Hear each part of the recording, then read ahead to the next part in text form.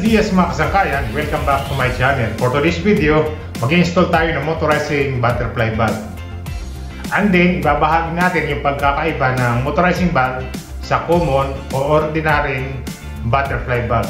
Pero bago yan, pagkatapos muna ang isang maiksing intro. But before we go any further, a word of caution.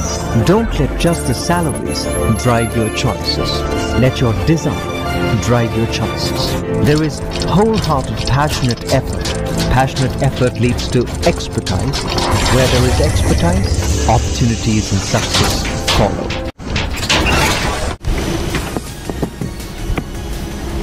Ano ang condition mo?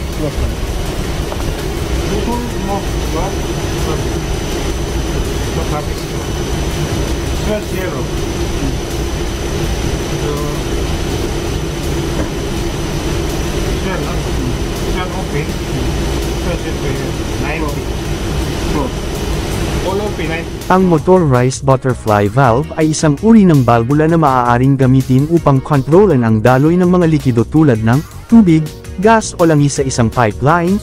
The valve has a disc-shaped closing mechanism that rotates 90 degrees to open or close the flow. Ang disc ay konektado sa isang decorrienting motor that provides the power and the signal to operate the valve. Ang motor ay maaring kontrolan ng switch, timer, sensors or computer program. Ang ilan sa advantages sa paggamit ng motorized valve ay kaya nitong hawakan ang mataas na pressure, as well as corrosive and abrasive fluids. Maaari itong makapagbigay ng mabilis at tamang regulasyon ng daloy pati na rin ang remote at automatikong control. Ang ilan sa mga disadvantages sa paggamit ng balbulang ito ay maaari itong magdudulot ng bahagyang pagkawala ng pressure at daloy, especially when partially open. Maaaring maapektuhan ang power supply at kalidad ng signal which may cause malfunction or failure. Dadako muna tayo sa kung ano ang pagkakaiba ng motorized or modulating valve at sa ordinary butterfly valve at sa kani-kanilang function para lubos nating maunawaan ang kani-kanilang pag-control ng mga daloy ng liquid. Ang pagkakaiba sa pamamagitan ng motorized valve at butterfly valve.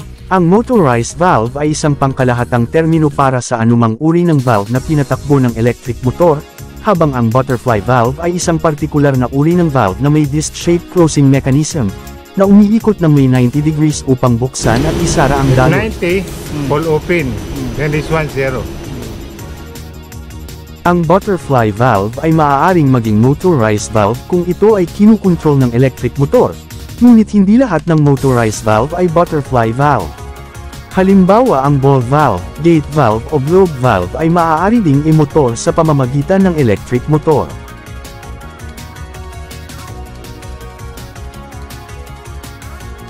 Ang isang motorized valve ay maaaring magkaroon ng iba't ibang pakinabang at disadvantages, depende sa uri ng balbula na ginagamit, at ang mga kondisyon ng mga operating. Ang ilan sa mga karaniwang benepisyo ng paggamit ng motorized valve ay it can provide precise and accurate flow control. Pati na rin ang remote at automatikong operasyon. It can reduce the manual labor and human error involved in operating the valve.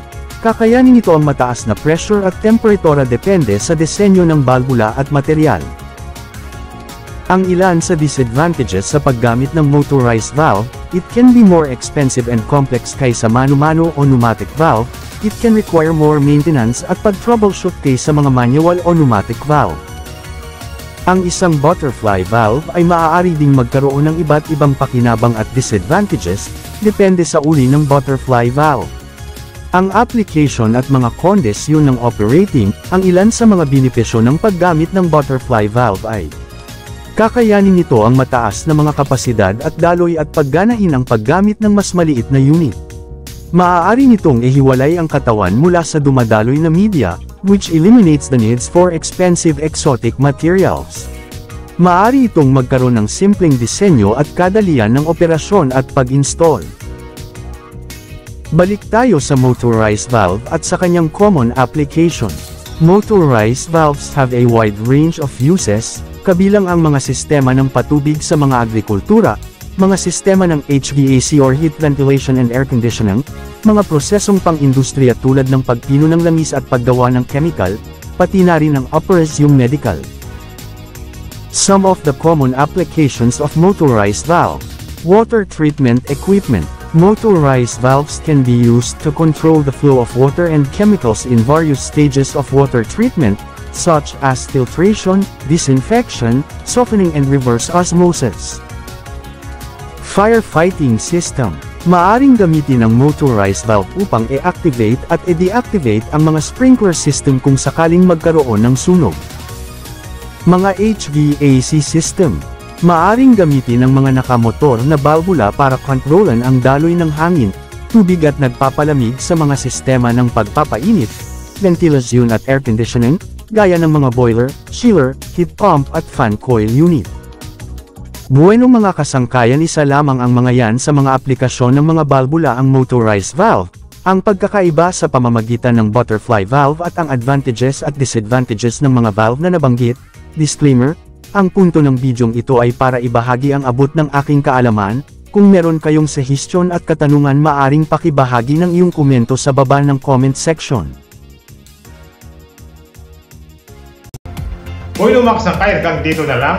Pero kung interesado ka sa mga ganitong content, please consider to subscribe my YouTube channel. At kung meron kang mga katanungan, please drop your comment below at sasagutin natin yan base sa aking eksperyensya at abot ng aking kaalaman. Sa muli, maraming salamat sa nakaabot sa dulo ng aking video. Gracias! Adios!